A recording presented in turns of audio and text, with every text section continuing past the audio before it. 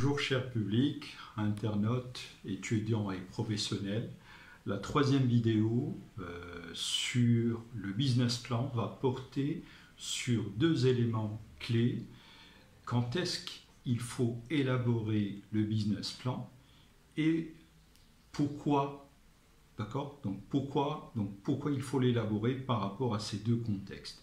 Donc l'examen de l'ensemble des phases à travers lesquelles une entreprise pourrait évoluer se situe entre deux, donc éventuellement entre deux grandes étapes. C'est la phase de lancement et la deuxième étape, c'est l'engagement de la phase de développement.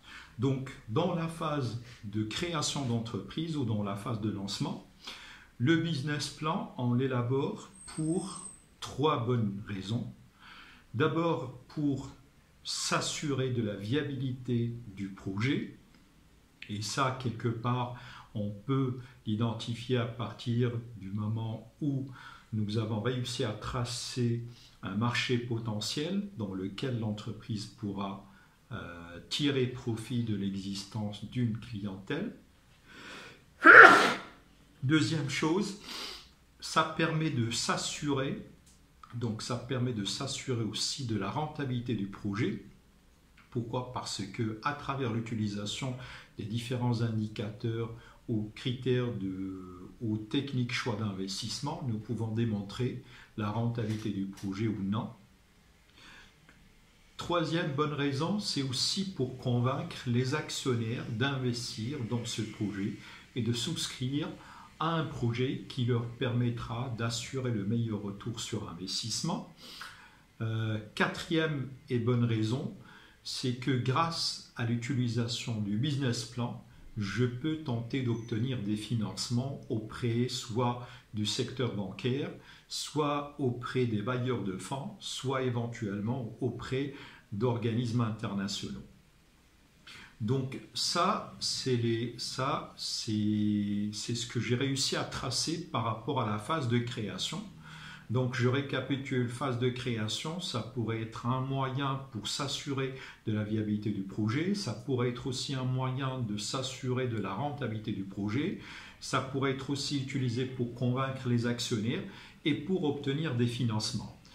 Lors de la phase de développement, donc comme vous le savez, toute entreprise a besoin d'orchestrer dans le temps et dans l'espace sa stratégie de démarcation par rapport à la concurrence et par rapport à une volonté de devenir un acteur de référence sur le marché.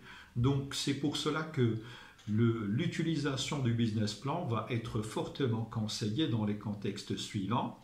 Lancement de nouvelles activités ou lancement de nouvelles antennes ou peut-être création carrément de nouvelles entreprises et donc l'entreprise qui a peut-être démarré du stade ou d'un statut juridique donc ou éventuellement du stade TPE, elle pourra passer au stade PME, elle pourra passer au stade de la grande entreprise pour par la suite parler d'un groupe national, régional et international.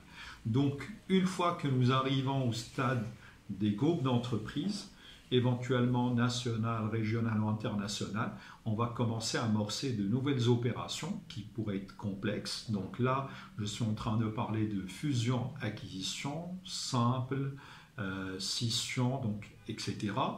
Nous pouvons aussi faire appel au business plan dans la mesure où l'entreprise pourrait peut-être passer d'une stratégie de croissance interne à une stratégie de croissance externe. Et donc là, la question principale est de pouvoir présenter donc de façon claire et succincte comment l'entreprise va réussir l'ensemble de ces challenges à travers donc trois éléments clés: le lancement de nouvelles activités, le traitement d'opérations exceptionnelles et éventuellement prétendre à lancer ou à se lancer dans une stratégie de croissance externe. Merci de votre attention.